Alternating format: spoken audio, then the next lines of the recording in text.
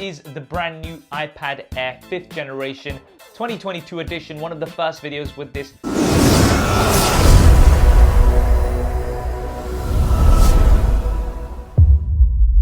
And I do have the iPad Air 4th generation. So getting straight to the unboxing, it's a very familiar experience. Inside the box, we are initially presented with the iPad Air. And I've got it here in the new blue color, but it's also available in a space gray, a starlight, a pink, as well as a purple. And as well as that, we get some paperwork, a SIM card tool because this is the cellular version, as well as some white apples. We also have a USB Type-C to USB Type-C cable, as well as a 20-watt power brick.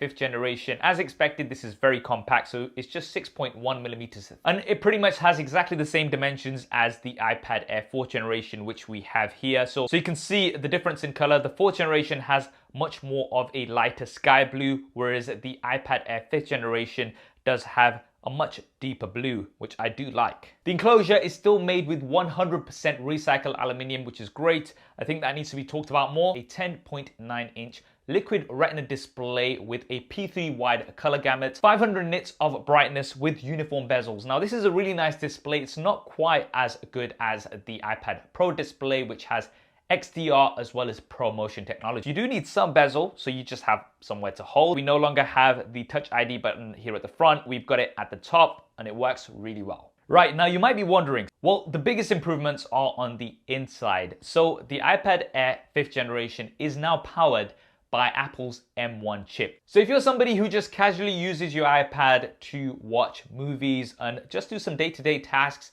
then, however, if you are somebody who does video editing, image editing, and if you're somebody who especially games on your iPad, you're really gonna appreciate that increased performance, and it's also gonna last you a longer period of time. And that means you'll be able to take advantage of those faster 5G speeds, especially in the long term. The USBC port has also been improved, so we've got a USB 3.2 Gen 2 port, which is twice as fast as the previous generation, and you can get speeds of up to 10 gigabits a second speeds. You'll also be able to connect up to a 6K display via this USB Type-C cable on your iPad. Right now, as far as I can see, the rear-facing camera is pretty much the same as what we had in the previous generation. So this is a 12 megapixel camera, which can record up to 4K video. This is 12 megapixels up from 7 megapixels, and it's an ultra-wide camera with center stage. Battery is the same size as what we had in the previous generation, and in my experience it's still roughly about the same, so it's really good. Gets you through the day absolutely fine. It's going to come with lots of new features in April. Features such as Magic Movie, which will give you some pre-made video templates,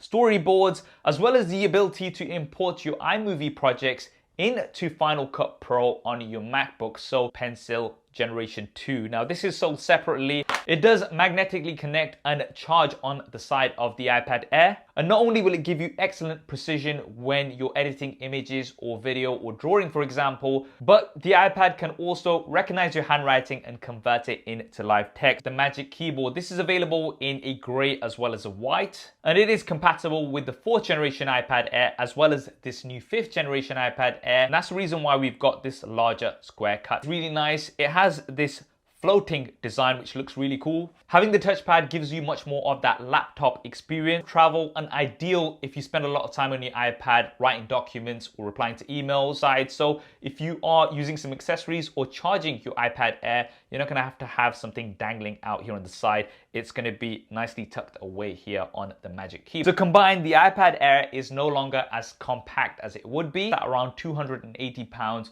or around $300, which is around about half the price of the iPad Air, price that the previous generation iPad Air started at, although it is slightly less here in the UK. That is for the base 64 gigabyte model. And here are the prices if you do want to go for the cellular 5G version as well. However, I do think it should have started with 128 gigabytes. Now this brings up another point which my friend Tom the Tech Chat brought up, and that is, should you just get the iPad Pro 11-inch instead? However, because it has been out for some time, I've actually seen it on Amazon for around £700. It also starts at 128 gigabytes, much better liquid retina XDR display with ProMotion technology, which makes everything smoother. You've got dual rear-facing cameras, a primary as well as an ultra-wide, including a LiDAR scanner, which is great for AR. But if you do want to go for the base model of the iPad Air, I still think this is one of the best tablets that you can buy in this price range, especially